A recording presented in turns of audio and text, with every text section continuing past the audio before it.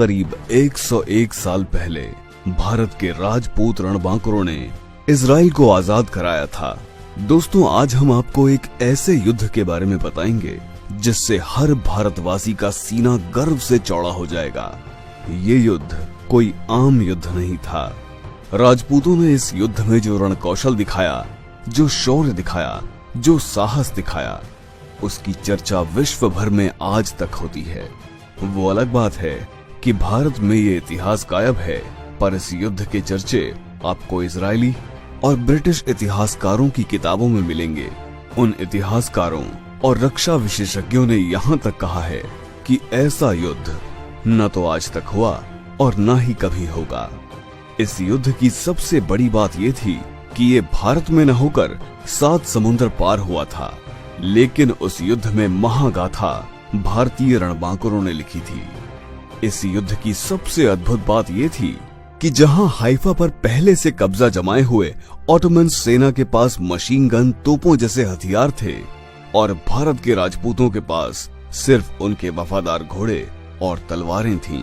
मतलब तलवारों और घोड़ों का मुकाबला सीधा मशीन गन और तोपों से था, वो भी एक अनजान जगह पर।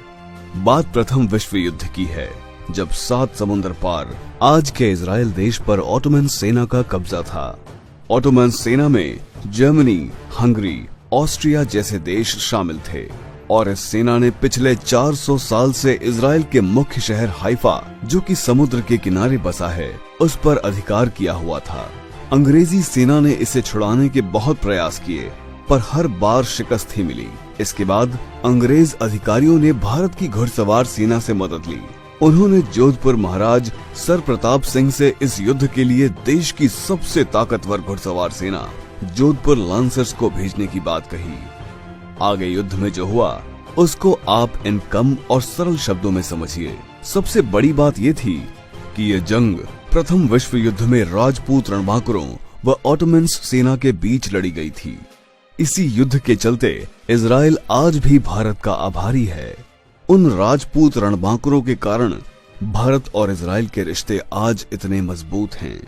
ये विश्व की पहली और आखिरी जंग थी जिसमें तलवार और भालों से सज्जित घुड़सवार सेना का मुकाबला ऑटोमन सेना की मशीन गन और तोपों से हुआ।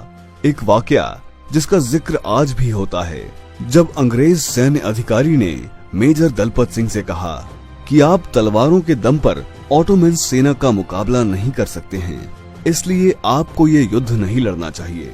तो दलपत सिंह ने जवाब दिया, हम राजपूत हैं, एक बार युद्ध के मैदान में उतर गए तो वापस नहीं मुड़ते। अब जो होगा वो युद्ध करके ही होगा। भारतीय सेना का नेतृत्व मेजर ठाकुर दलपत सिंह शेखावत कर रहे थे। दुनिया में राजपूतों से बेहतर और बहादुर कैवलरी चार्ज कोई नहीं कर सकता, और राजपूतों में भी मारवाड़ के राजपूतों से बेहतर कैवलरी चार्जर नहीं हुए। ये संयोग ही है कि दुनिया के आखिरी सफल और बहादुर कैवलरी चार्ज भी इसी मारवाड़ के सबसे एलीट जोधपुर लांसर्स के नाम है। मैसूर लांसर्स सहयोगात्मक रोल में थे। सिर्फ 1 घंटे में इन राजपूत शेरों ने 400 साल से गुलाम हाइफा शहर को दुश्मनों से आजाद करा लिया। इस युद्ध में 900 भारतीय सैनिक व 60 घोड़े वीर गति को प्राप्त हुए। इन्हीं की याद में दिल्ली में हाइफा चौक का निर्माण किया गया। भारतीय सेना ने करीब 1350 ऑटोमन सैनिक व 36 अधिकारी बंधक बनाए थे।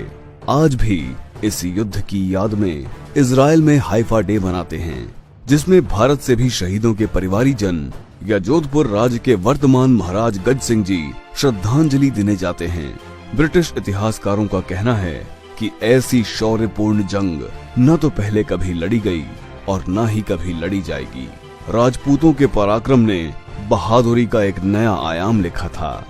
आज भी हम इतिहास के सबसे बड़े सूरमाओं को इस हाइफा दिवस पर शत शत नमन करते हैं। जय हिंद, जय क्षात्र धर्म, वीर भोग्य वसुंधरा।